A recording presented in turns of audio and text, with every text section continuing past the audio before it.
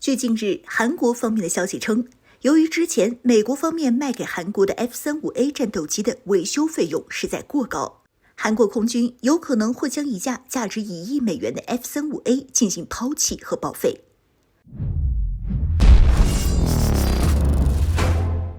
Hello， 各位老铁，大家好，欢迎收看本期理财虎，我是虎妞。自尹锡悦上台以来，可以说是完完全全的将韩国推向了美国那边。作为一个地地道道的亲美派，尹锡悦为了能和美国打上关系，可谓是毫无下限。但都知道的是，就像美国前国务卿基辛格之前说过的，做美国的敌人并不是多么可怕，但要做美国的朋友，那将是非常致命的。这句话放在尹锡悦身上可谓是非常贴切了。据近日韩国方面的消息称，由于之前美国方面卖给韩国的 F-35A 战斗机的维修费用实在过高，韩国空军有可能会将一架价值1亿美元的 F-35A 进行抛弃和报废。从韩国空军拿到的有关于这架 F-35A 战斗机的维修清单来看，清单中显示的维修费高达1100亿韩元。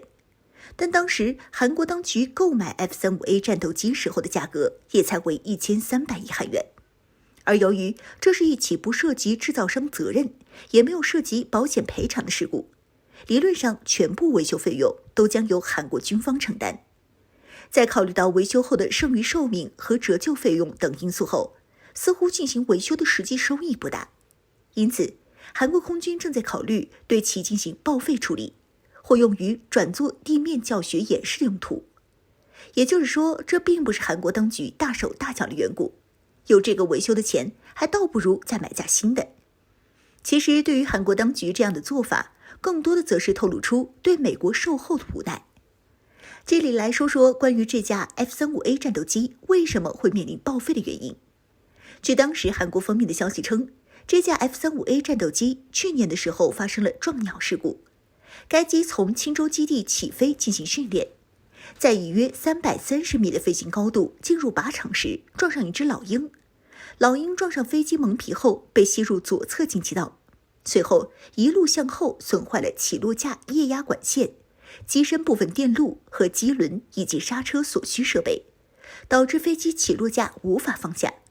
飞行员被迫使用机腹直接接触跑道的方式迫降在瑞山空军基地。当时韩国方面称这只是小毛病，但就在近段时间，据知情人士透露，机身在迫降时的冲击导致作为飞机骨架的机身和发动机都出现了非常严重的变形。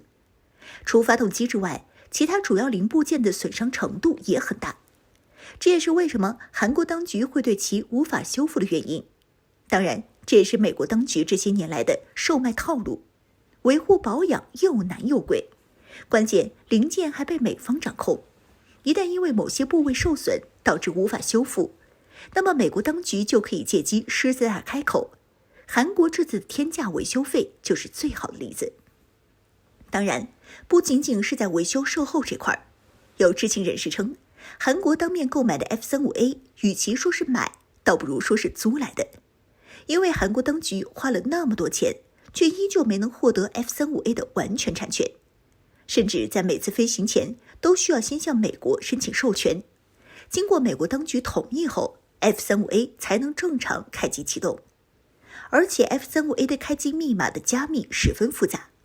看得出来，美国当局根本就没打算让韩国当局完全拥有 F-35A。 另外要知道的是，当前韩国当局的主力战机却仍然依赖于美国，也就是说，无论是使用还是说维修，韩国当局都不能自主进行，而是需要将其送往美国进行维修，可以说是被美国拿捏得死死的，根本没有任何主权可言。说到美国坑害盟友这事儿，其实这些年来已经不是一次两次了。就拿欧洲各国来说，这些年来更是积极响应美国的制裁号角，尤其是自俄乌冲突以来，这样的情况更是比以往更加强硬了起来。但因为长期以来的制裁，欧洲各国纷纷都出现了经济低迷的情况，能源危机、通货膨胀等问题更是接踵而至。但就在这样的情况下，美国当局却瞅准时机，不仅利用能源大肆收割欧洲各国的利益，甚至还为了制裁欧盟专门出台了相关法案，这一操作可谓是将欧盟给打了个猝不及防，尤其是德法两国更是首当其冲，成为了受伤害最大的国家。而美国作为当今世界上唯一的超级大国，其推行的霸权主义可谓是蛮横至极。所以说，永远别指望美国当局能明白盟友这个词。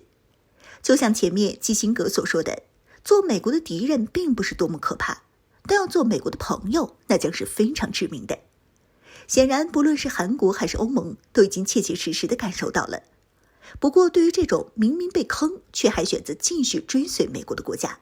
只能说是可怜之人必有可恨之处，完全就是自作自受的行为。